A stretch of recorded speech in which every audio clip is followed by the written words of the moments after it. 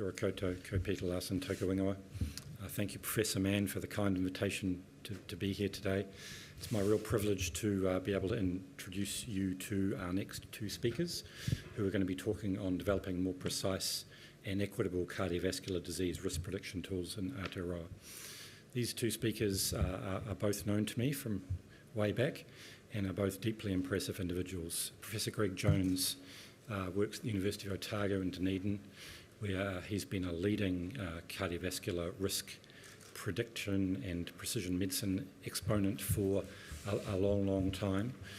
His work really started off in vascular medicine. It's developed into a wider range of medicine over time, and he leads an outstanding team there.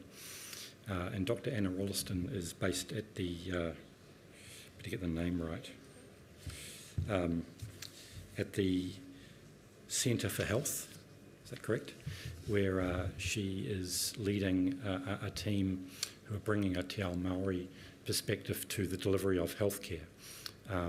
She's been involved in cardiovascular work in particular, and is involved in a number of the leading cardiovascular studies that are being undertaken in New Zealand because of her expertise in the space. These two tell me they're going to do some sort of combo presentation, so I'm going to invite them both to come forward. They did suggest to me there might be some winging it involved, but I trust them both to do an outstanding job.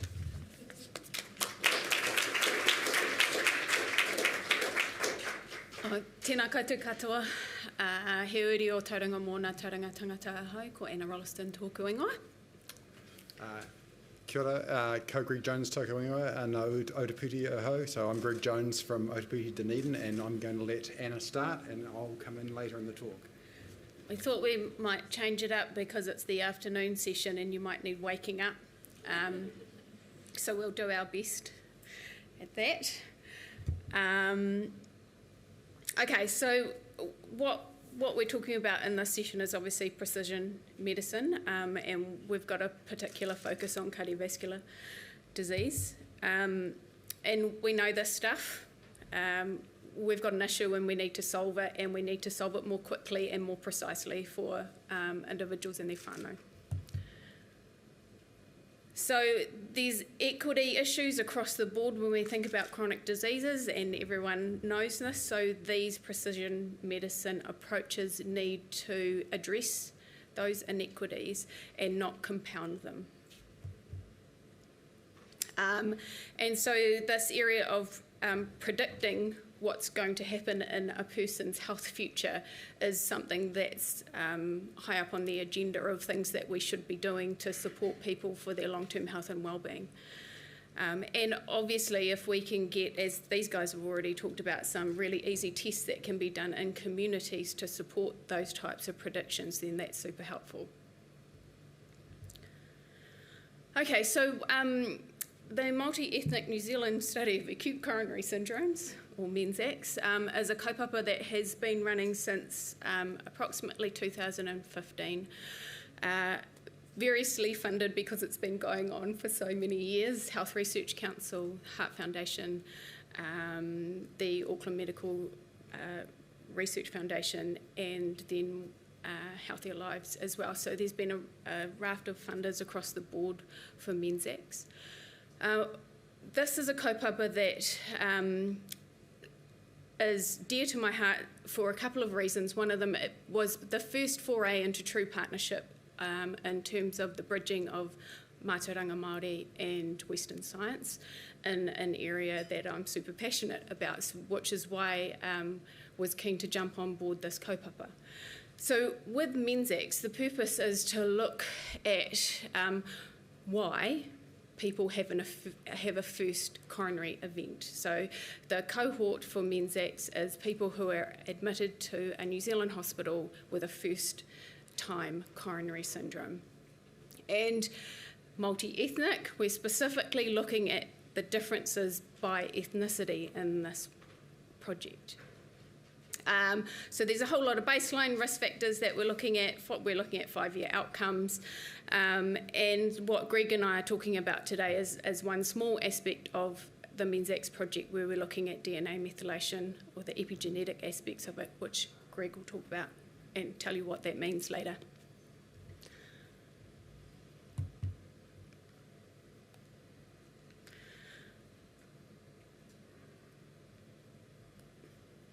Okay, so in terms of the work that we're doing, the epigenetic space on this project, so we're really conscious about front-footing the way that we wanted epigenetic analysis to be done and how we were going to consider and present the findings that come. Because for those of you who are not familiar in the epigenetic space, it could be quite controversial in terms of stigmatising population groups, blaming.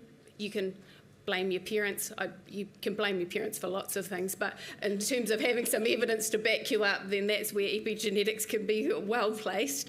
And so we're really conscious of the fact that we're doing this multi-ethnic study, particularly with cohorts of Māori and Pacific. And so the vast portion of the first part of this project that we did with the Healthier Lives Kōrero was really around how are we going to deal with what we find. Because it's okay to have some findings, but it's how you use those findings that's super important, that contribute to rectifying the equity issues and not compounding them.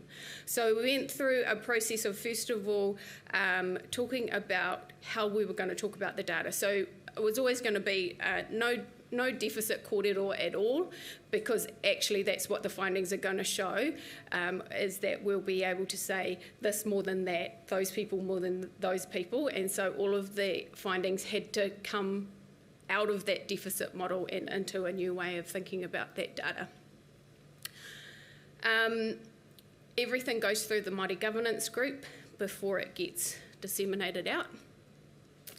And the epigenetics data was considered in the same way that all the genomics data, which was the vast majority of the project, has been considered over that period of time.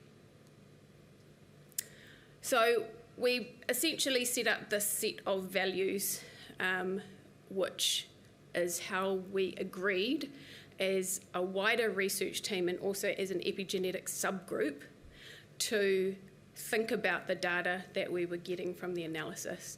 And so there's some of the usuals in there, but there's also some other things that we thought were super important, particularly the one at the bottom about the team, but the fact that our whole team needed to be part of this philosophical conversation about the epigenetics, because we knew we were going to find some cool and interesting things which could be presented pretty easily in a science forum, but actually considering the stigmatisation that could occur, that we had to make sure that the entire team were on board with this value system.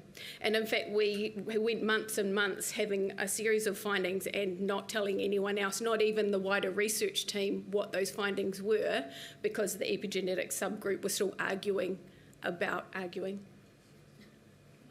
having robust conversations about how to present that data just to the research team, let alone to the public. And so these are the values that we've agreed on and that we continue to work by. So we kind of need this precision medicine thing to improve our risk prediction. And you know, in the heart space, there is risk prediction, and there's a group of people in this country who have been doing amazing work in the cardiovascular disease risk prediction space for many years. So we're just choosing to talk to you about smoking today as one of the known risk factors for heart disease in terms of the work that we've been doing in epigenetics. So one of the cardiologists that I work with really closely always says that that smoking is the strongest stimulus, in his opinion, for the development of cardiovascular disease. So, you know, it's a significant problem. And we say that the way of measuring it as a risk factor is really blunt, because you can be a current smoker, an ex-smoker, or a never smoker. Yeah? You've got to tick one of those boxes. But if you're an ex-smoker, for example, are you a 6-month ex-smoker or are you a 30-year ex-smoker? Because you're still in the same box. And is that the same or different? Okay. So it's not that great, it's not very precise. So we are hoping to provide something a little bit more precise. Right, and as you can see there, also no passive smoking in that. So you might be a never smoker, but grew up in a smoking household. So that's me. I'm the person that opened the ranch slider when you couldn't see the TV anymore for the smoke in the room. Okay, but on my form I tick never smoker. Okay, and so CT, you could get a CT scan and it tells you whether or not you've got some issues because you've been a smoker, or maybe you're a never smoker and you've got some issues. And so it's a complex test that can tell you something, yeah? And so in this slide here, we've got a little bit of cancer that you can see on my far side in the white there. Okay, but maybe we don't need this complex test because we have something that's a little bit more simple. For example, if you look in the corner closest to me, you can see that this gentleman actually has a pack of cigarettes in his pocket. So we probably didn't need to do the test in the first place, perhaps. Okay, I'm trying to wake you up. Maybe Greg will do a better job at that. Okay, so we want to improve risk prediction. That's the point. But there are some things in terms of smoking that make it really difficult to include the smoking factor into risk prediction. So it's a dodgy question to ask people. People don't always tell the truth, and because there's stigma associated with saying, hey, yeah, I was a 2-pack-a-day smoker back in the 80s or whatever. So there's this thing about not being able to fully disclose what's been going on for you because of the fear of the judgment that happens because of that. It's not always with the doctor either. It can be with any healthcare professional.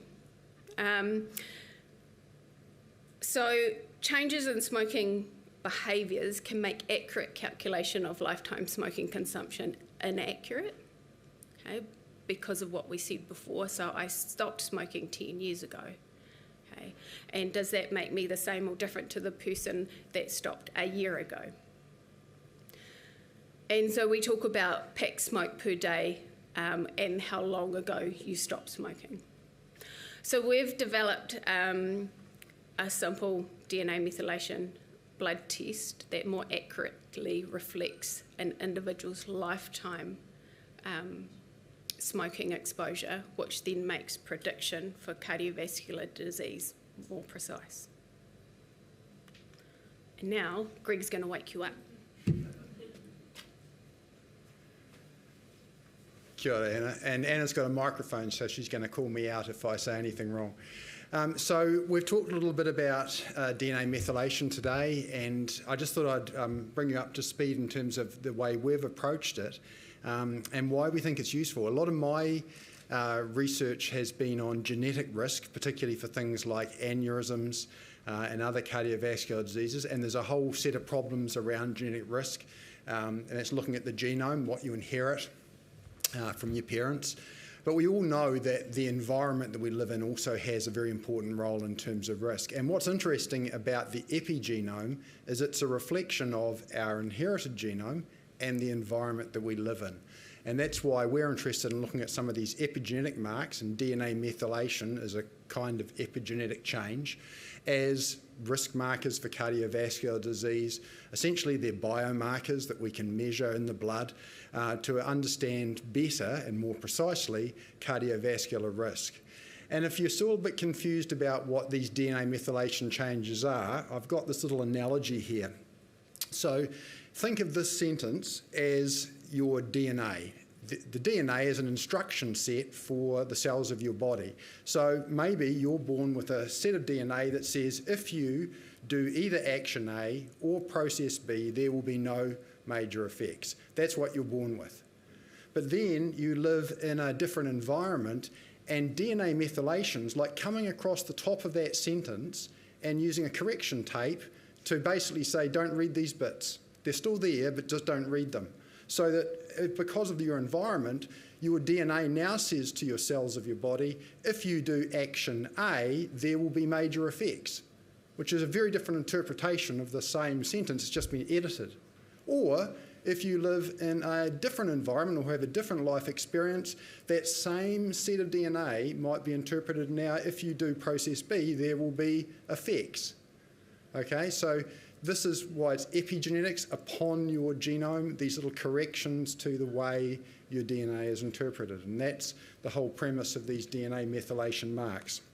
And what we can do is do these quite complex studies where we take 1,000 individuals from the Menzax cohort, and then for each person we run them on an array where we measure 850,000 different methylation sites per person, and we look at those, and that's each of these dots represents one of these methylation sites spread out across your genome. So on the x-axis it's your chromosomes, your positions across the chromosomes, and then the strength of the association of the change in methylation at that site with the trait you're interested in looking at, in this case smoking exposure, puts you higher up the y-axis. So the higher up the y-axis the dot is, the more strongly that DNA methylation change is associated with what we're comparing, which is smoking. So in this case, the red line below that, we wouldn't consider it significant. All the dots above the red line are changes associated with smoking that we consider significant. And there's lots of genes here, and there's some here which you don't need to know about particularly, but they make sense in terms of what we understand the biology of a smoking exposure to be. But what's really interesting is if we look at this top hit here, it stands way out on its own. This one always comes up associated with smoking. It's always the top hit. And it's not just whether you are never ex or current smoker, that's smoking status. If you do an analysis and look for that, that same marker will come up. CG 0557591 is just the designation we use for it. But if you did a different analysis and looked at how much people smoked, the volume of smoking consumed, pack years, this would be the top hit. If you looked at the time from when you quit, so the length of smoking cessation, this would also be the top hit. It would also be associated with people who have never smoked but their parents smoked. So this is where one of the potential stigmatising components of these sorts of things can come in, because it tells you about your parents' smoking exposure as well. But this one always comes up as the top hit. So we went forward with that, and now we're looking at a plot here. This is a box plot which summarises a group of never smokers in green with a group of current smokers in red. The y-axis there shows you the percentage of your DNA that's methylated at that specific site. So you can see that about 85% of your DNA is methylated if you're a never smoker, and it becomes unmethylated with smoking exposure, so it goes down.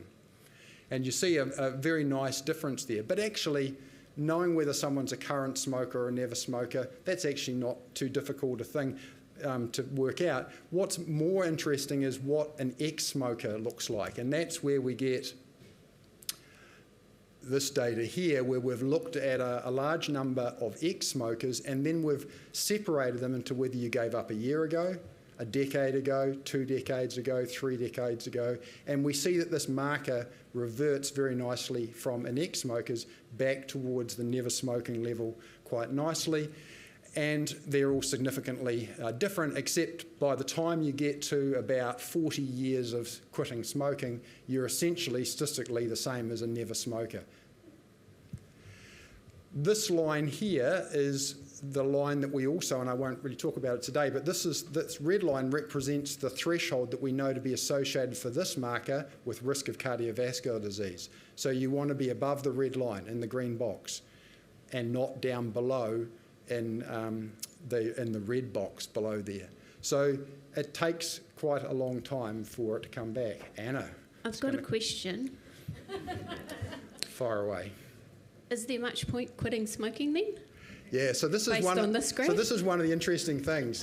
Anna's picked up on some of the feedback we've had, where we've had people say, yeah, that looks really bad. Why did I bother giving up smoking? Because it takes so long.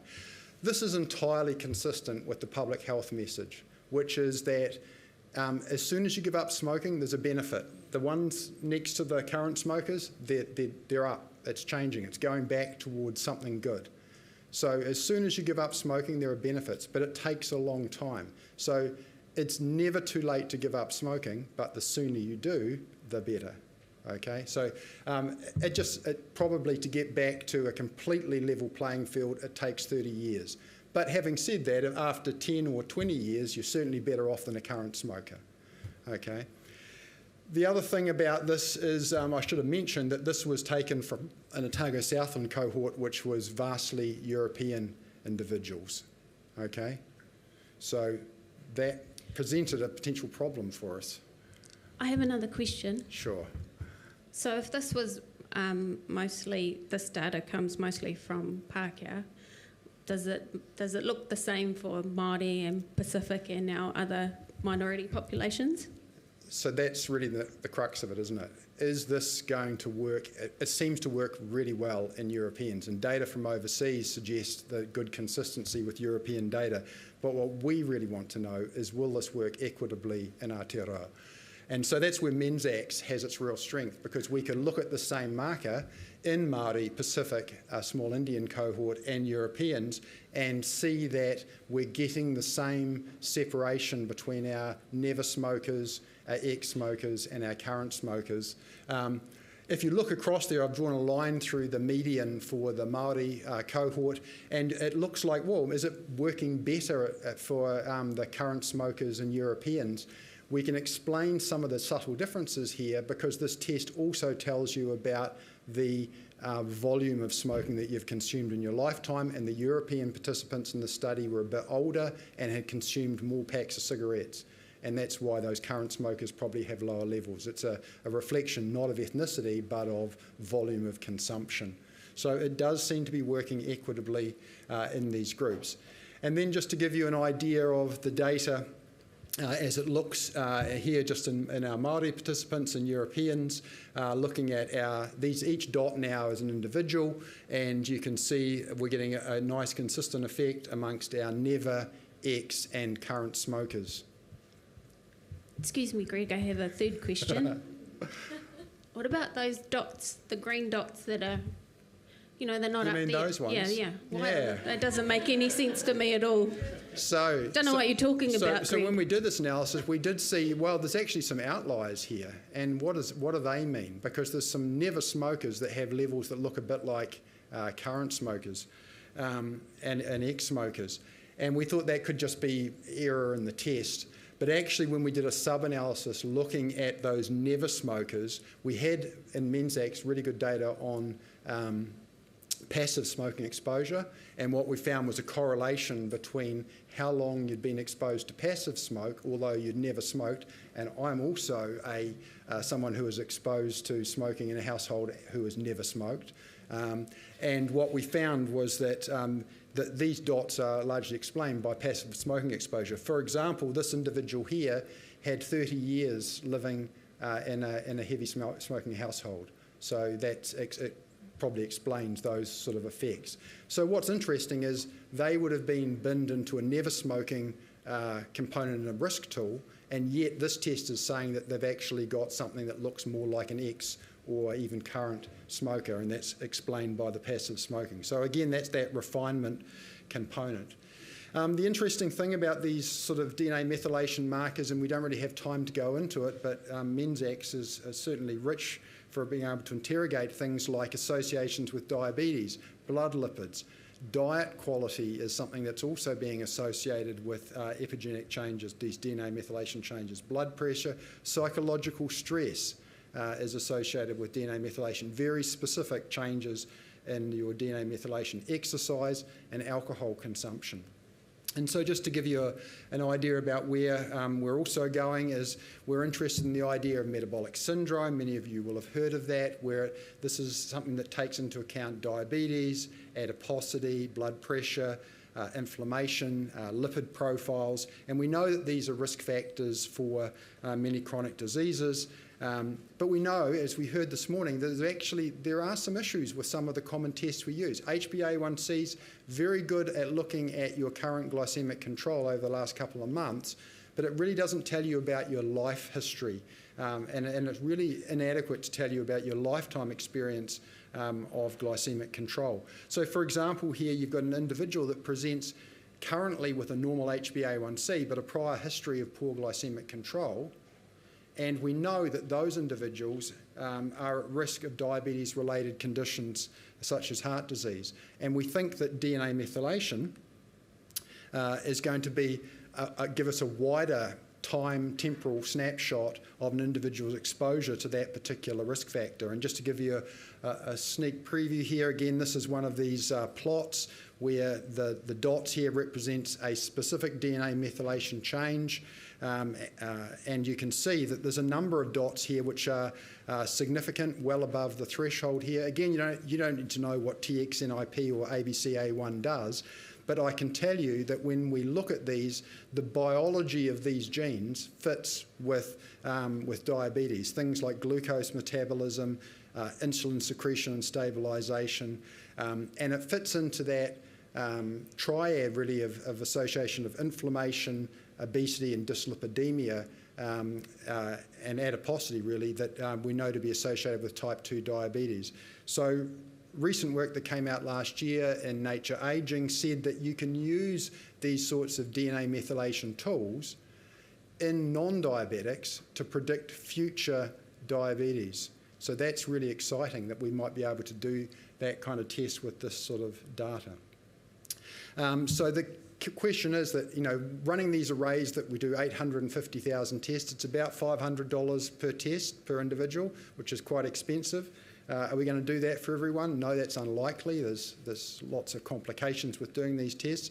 But this is where we get great people like Sandra coming in, designing ddPCR assays, and she showed you one of these plots for the cancer work. But this is something that is implementable and usable, and it's highly accurate. It's quite cheap to do per site. So this is that Aotearoa, that top smoking hit. It's cheap to do, and it can be done in diagnostic laboratories. So this is something that is implementable.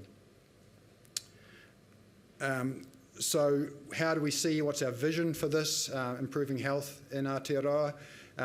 Obviously, if we can understand someone's smoking exposure better, that could inform primary healthcare risk prediction, plugging into things like the currently used 5-year cardiovascular disease risk scores to give us a more precise prediction of an individual that's more nuanced.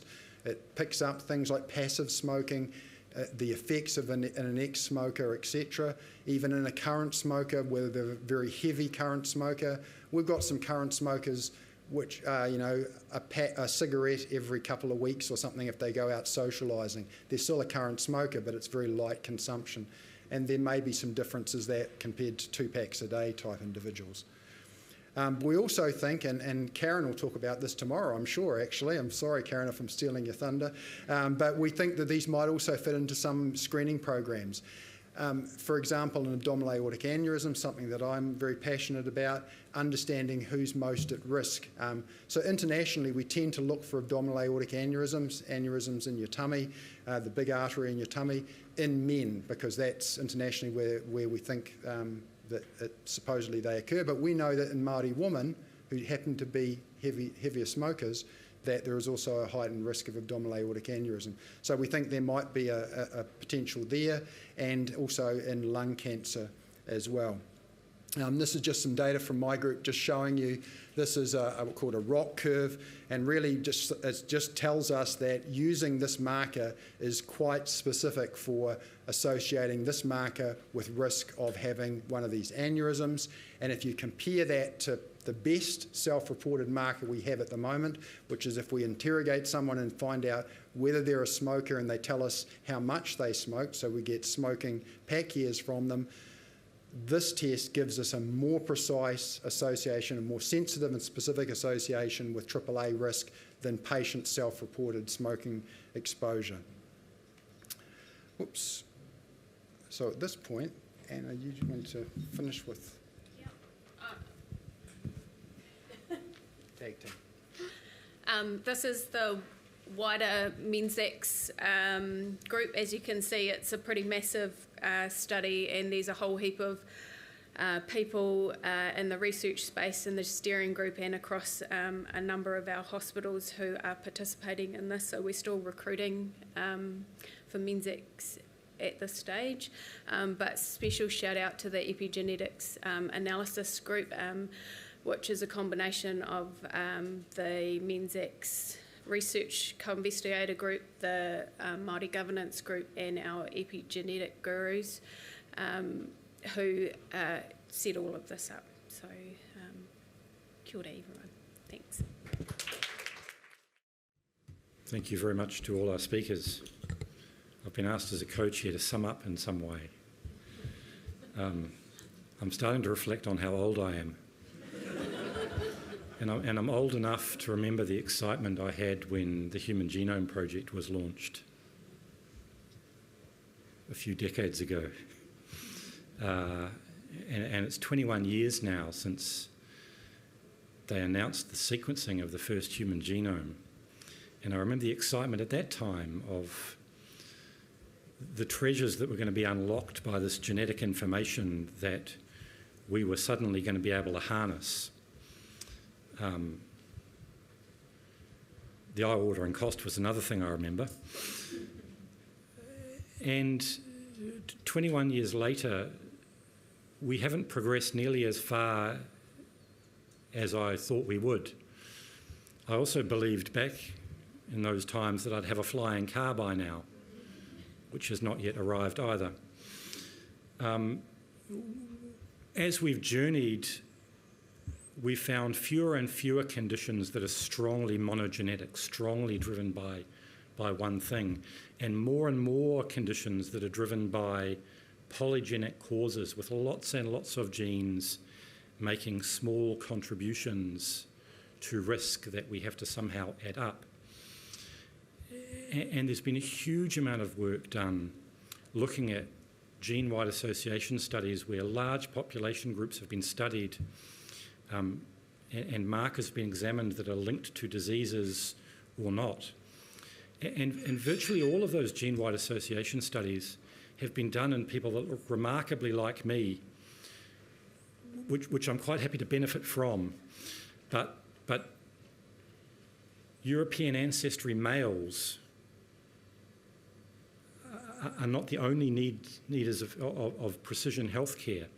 And so there are real concerns that a lot of the information that we've got has been derived, and this is true in clinical trials as well, in very select cohorts of people. And that as we develop information based from that, drugs based from that, targeted therapies based from that, we may not going to reduce inequity, we may be going to increase inequity. And more precise medical technologies aren't going to overcome structural injustice without profound and careful work. So it's really thrilling to hear that Jordan's going to the mighty Ngāti Porou and talking to her people about what they want. And the notion that they first want to trust the people before they trust the test is so deep, because we're going to need our communities to trust, as perhaps we don't quite yet, that genetic data can be held centrally. Genetic data is going to need to be held centrally. And as Anna points out, we don't have a safe way to do that at the moment. And I'm sure Sayali's working on the legal frameworks, or thinking about the legal frameworks that we need to hold large-scale genetic information. Denmark started doing that, other countries have started doing that, but real high public trust is needed. And I would have been more hopeful that that public trust existed 4 years ago than I am today. So the work that Jordan is doing, going back to her people to have conversations, first and foremost, not as scientists, but as Ngāti Porou, is going to build that trust over time.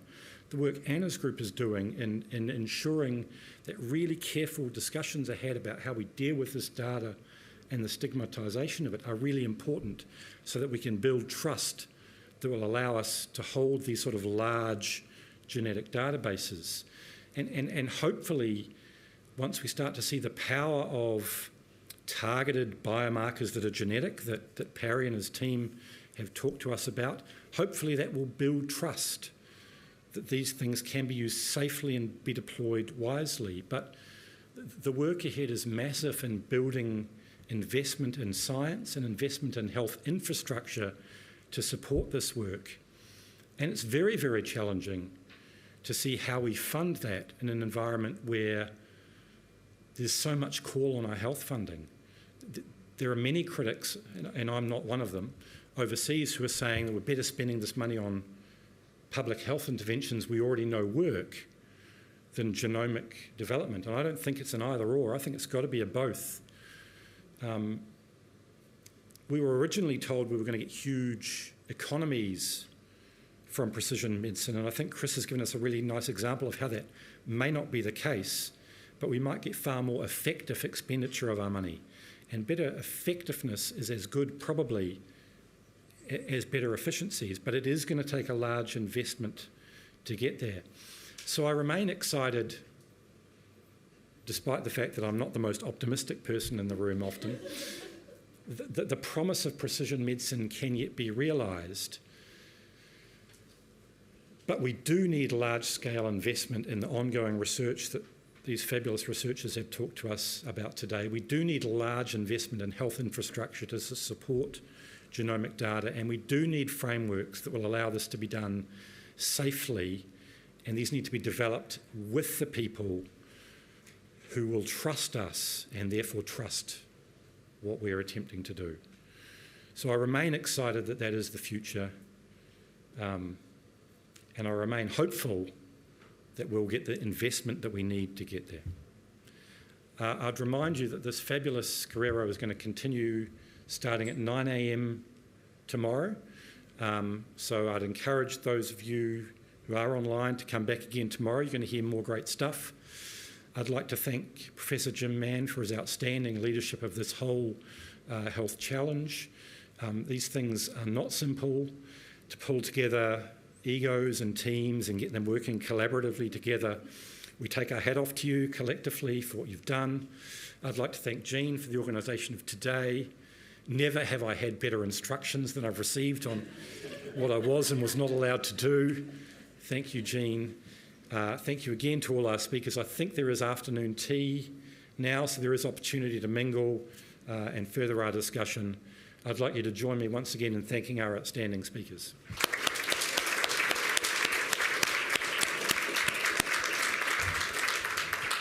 Thank you.